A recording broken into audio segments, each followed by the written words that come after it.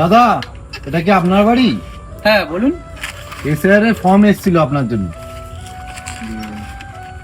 কালকে প্রধান অফিসে গিয়ে দেখা করবেন। ঠিক আছে ওকে। ম্যাডাম আসবো? হ্যাঁ আসুন। হ্যাঁ বলুন।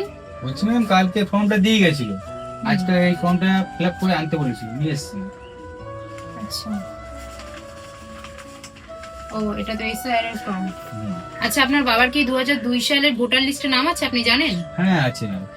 আচ্ছা ঠিক আছে, এই ফর্মটা ফিল আপ করে এনেছেন, কিন্তু এখন তো জমা নেওয়া যাবে না। আপনার বাবার ভোটার কার্ড আপনার বাবাকে লাগবে, আর ওই যে লিস্টটায় আপনার বাবার নাম আছে ওই লিস্টটা কিন্তু প্রিন্ট আউট করে বার করে আনবেন। এই 3টে আনবেন, আর সাথে কিন্তু এই ফর্মটা আনবেন। তারপরে 1 সপ্তাহ পরে জমা নেওয়ার ডেট দেওয়া হবে, তখন এটা জমা হবে। ঠিক আছে? বলছি ম্যাম বাবাকে না আনলে কি কোনো সমস্যা হবে? না দেখুন, এখানে যেহেতু ফর্মটা আপনার বাবার নামে এসেছে আর এখানে সব ডকুমেন্টস আপনার বাবারই দেওয়া আছে, তাই আপনার বাবাকেই খুব দরকার। ফর্মটা যদি আপনার বাবা না আসে তাহলে কিন্তু ফর্মটা জমা নেওয়া হবে না। ঠিক আছে? ঠিক আছে। হ্যাঁ বল। আরে কি বলবো দাদা, ঘরে তালা মেরে দিয়ে কোথায় চলে গেছে। হ্যাঁ কোথায় গেছিলি তুই, ঘরে তালা মেরে দিয়ে? এই এসআইআর ফর্মটা জমা দিতে গেছিলাম।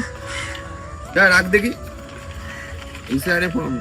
হ্যাঁ বাবাকে নিয়ে যেতে বলেছে। কি বলিস? হ্যাঁ তো আমরা তো বাবাকে বের করে দিয়েছি। বাবাকে ছাড়া হবে না। কি বলিস?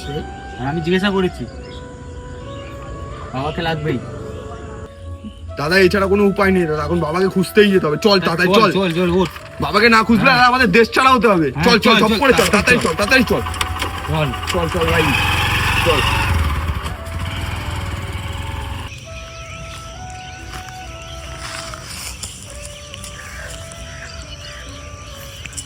দাদা, এখানে বসে বসে একা একা কি করছেন? বসুন বল। হ্যাঁ বলেন।